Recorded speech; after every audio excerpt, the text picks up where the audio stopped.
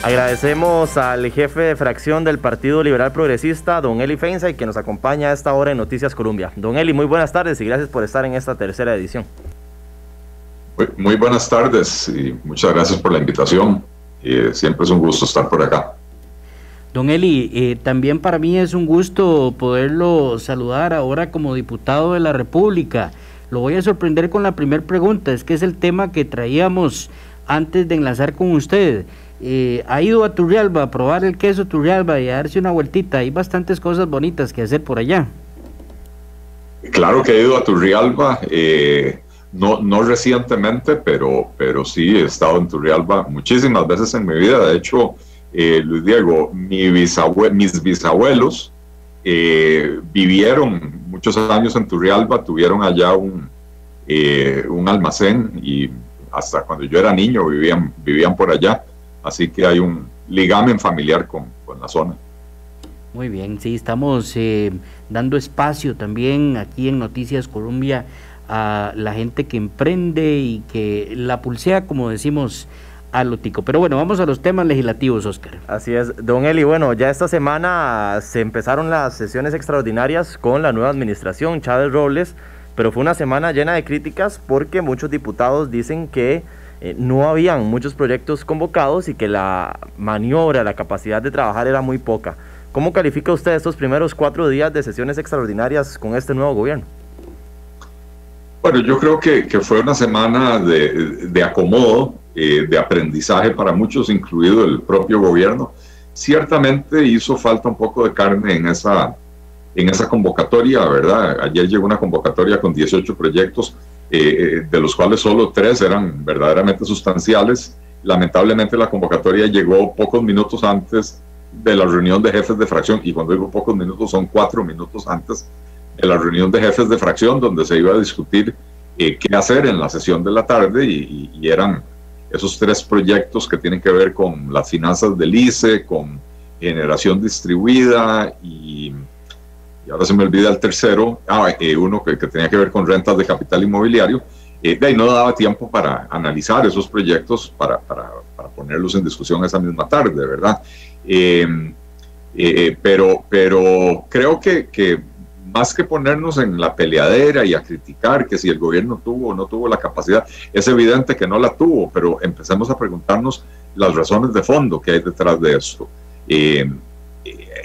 Hace un tiempo se cambió el reglamento legislativo, de manera que ahora el gobierno, cuando entramos en sesiones extraordinarias y el gobierno tiene el control de la agenda legislativa. Esto es la primera vez que sucede esto. Antes siempre entraba el gobierno en un periodo en el que los diputados tenían el control de la agenda. Pero no se hizo otro cambio que a mi juicio debió de haber ido en paralelo, que fue cambiar el calendario electoral. ¿Por qué lo digo? Porque nosotros tenemos 2 meses entre la primera y la segunda ronda, y me parece que eso es un despropósito y un desperdicio monumental de plata y de tiempo. 2 meses entre primera y segunda ronda, y eso deja solo un mes para quien sea que gane las elecciones para armar el equipo de gobierno, el gabinete, los presidentes ejecutivos, las juntas directivas, los viceministerios, etcétera, ¿verdad? Un mes para eso, para preparar proyectos de ley, para preparar decretos, etcétera. Es muy poco tiempo, ¿verdad? Entonces quedó haciendo falta esa reforma que la vamos a proponer. Ya la estamos trabajando, ¿verdad? Para que la segunda ronda se haga un mes después de la primera, y así quien resulte ganador tenga por lo menos 2 meses para prepararlo, y entonces podríamos entrar en bastante mejor condición.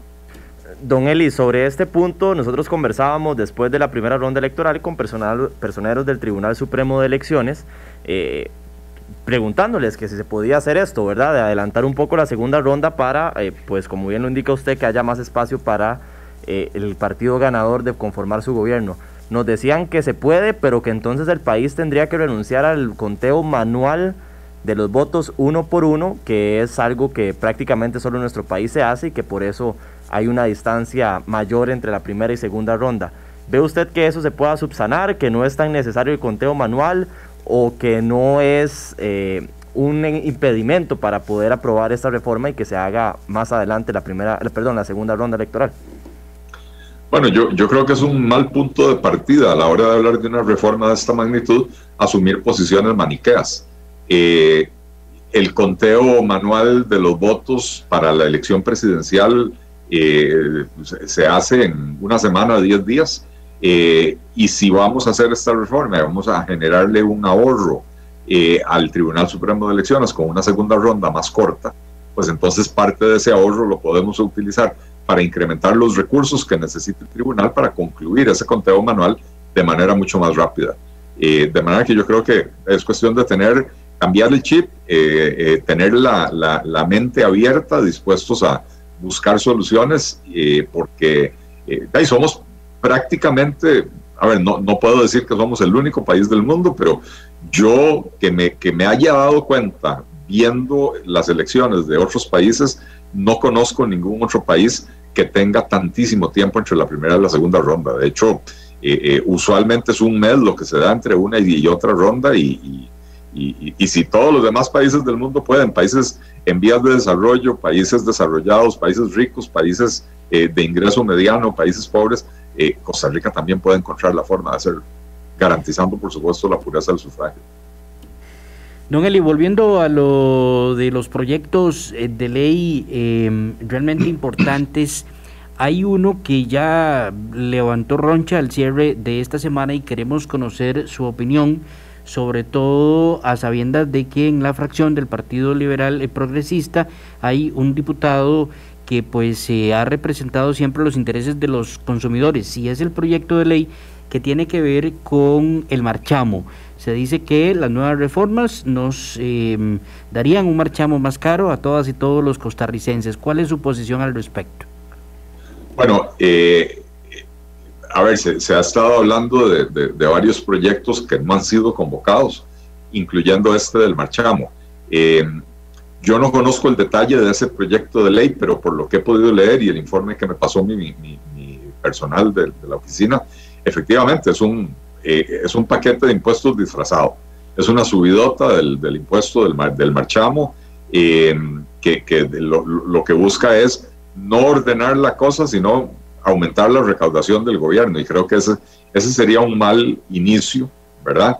Si eso va a ser lo primero o de las primeras cosas que va a plantear este gobierno, cuando más bien tenemos que ir en la dirección contraria. De hecho, con Gilberto Campos, que es el diputado que usted menciona, Gilberto ha trabajado por más de 20 años desde la Asociación de Consumidores de Costa Rica defendiendo al consumidor. Hemos estado hablando de preparar un proyecto de ley para reformar el marchamo, pero para reformarlo una vez más en línea con lo que se acostumbra y se estila en otros países del mundo. Solo Costa Rica tiene un marchamo tan excesivamente caro, pero además un marchamo que basa el monto que se paga en el valor del carro, y en vez de perseguir objetivos de política pública más importantes, como por ejemplo, usted podría hacer un marchamo más caro entre más contamina el carro, con eso desincentiva que la gente se compre carros contaminantes. Usted podría hacer el marchamo más caro para carros que por su peso o su constitución tienden a provocarle más daño a las carreteras del país, y entonces, bueno, por lo menos logra el objetivo de mantener las vías en mejor estado, etcétera, ¿verdad? Este sistema que tenemos aquí en Costa Rica es totalmente perverso y ya es demasiado caro como para que encima de todo estemos pensando en cómo garrotear aún más a los costarricenses. Pueden contar los costarricenses con que la bancada del Partido Liberal Progresista no solo no va a apoyar una ocurrencia de este tipo, sino que vamos a hacer una oposición férrea y vamos a proponer una alternativa que más bien represente un alivio para los costarricenses. Don Eli, ¿cuál es el sentir de la fracción con la conformación de las comisiones legislativas que ya se realizaron? Y viendo uno cómo quedaron, pensaría que la de ingreso y gasto público, por ponerle un adjetivo, va a ser de las más pesaditas, digamos, porque está usted, está doña Pilar Cisneros, Fabricio Alvarado, Sofía Guillén, otras figuras, una comisión con nombres fuertes, importantes también. Bueno, a mí me alegra que haya gente capaz de tener una discusión de altura con las diferencias ideológicas que podamos tener, pero yo creo que lo importante es que vayamos a las diferentes comisiones a hacer el trabajo que se espera de nosotros, ¿verdad? La Comisión de Ingreso y Gasto Público es muy importante, la que le lleva el control al gobierno de lo que gasta y en qué gasta, y ordena investigaciones cuando pareciera que las cosas no se están haciendo de la mejor manera, y hay que tener ahí diputados fuertes, ¿verdad? Que puedan llevar adelante las investigaciones sin arrugarse frente a las presiones, ¿verdad? Así que yo estoy bastante satisfecho con las conformaciones. Yo, de las que se anunciaron, yo estoy en esa y en la de Hacendarios, y me parece que las dos son comisiones bastante fuertes. Don Eli, ¿cómo funcionaría el proyecto de ley para que las deudas con la caja prescriban? ¿En qué sentido, Luis Diego? Entiendo que hay un proyecto de ley presentado por don Jorge Dengo Rosabal para la prescripción de deudas ante la caja por 4 años, o más bien a los 4 años. ¿Lo conoce? Sí. ¿Y qué posición tiene? Ese proyecto, sí, es un proyecto que lideró Jorge Dengo. A ver, nosotros somos una bancada de 6 diputados que estamos trabajando de manera coordinada como equipo. Entonces, como nadie puede estar metido en todo y nadie es todero, nos vamos asignando los proyectos por área de expertise o por área de interés. Jorge Dengo es abogado, él es especialista en temas de competencia, tiene en su equipo y entre sus conexiones abogados tributaristas que nos están ayudando con eso.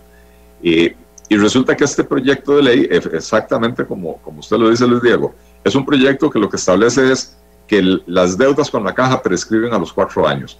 ¿Por qué? Porque la Sala Cuarta ha dicho que las cargas sociales en realidad son cargas de naturaleza parafiscal, y que por lo tanto deberían de tener el mismo trato que tienen las cargas fiscales o parafiscales en el Código Tributario del país. Y en el Código Tributario las deudas se extinguen a los 4 años. Es decir, si el Ministerio de Hacienda lo va a investigar a usted sus declaraciones de renta, le puede investigar las declaraciones de los últimos 4 años. La caja, por una interpretación abusiva que hace la propia caja de la ley, agarra a una persona y le empieza a investigar hasta el año 2005. Ellos interpretan que desde que se aprobó la ley, o una reforma a la ley, ellos interpretan que entonces desde el año 2005 en adelante las personas las pueden investigar todo lo que hayan hecho hasta el año 2005. Eso quiere decir que ya este año le están investigando a las personas 17 años para atrás, a pesar de que, de acuerdo con las leyes, nadie tiene la obligación de conservar sus documentos, sus papeles, más allá de 5 años, ¿verdad? Entonces es absolutamente abusivo lo que hace la Caja Costarricense del Seguro Social. Cuando una persona llega a inscribir un negocio, le dicen, suave, un momentico, le voy a revisar qué ha hecho. Y si se encuentra que hace 15 años vendía queques de puerta a puerta y no los reportaba, entonces le cobran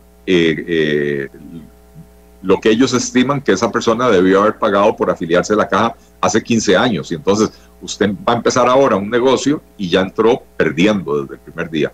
Entonces, el Código Tributario establece 4 años de prescripción de las deudas, y es lo mismo que le estamos estableciendo a la caja, basados en pronunciamientos de la Sala Cuarta. Y esto es muy importante, porque la Sala Cuarta es bastante cuidadosa de no imponerle a la caja obligaciones, o de que los diputados no le impongan a la caja obligaciones que sean violatorias de su autonomía. Bueno, es la propia Sala Cuarta la que ha dicho que las cargas sociales son de naturaleza parafiscal, y por lo tanto lo que estamos haciendo es ponerlas a regirse de acuerdo a las reglas del Código Tributario.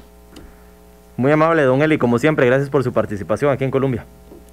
Con muchísimo gusto, más bien gracias a ustedes por el espacio y la oportunidad de explicarle un poco a los costarricenses de lo que estamos haciendo. Apenas una semana en el cargo, y bueno, yo creo que ya los costarricenses pueden ver la diferencia entre el tipo de propuestas que llevamos desde el Partido Liberal Progresista, un partido que es nuevo en la Asamblea, pero que siempre ha sido propositivo, serio en su trabajo y pensando en alivianarle la carga a los costarricenses.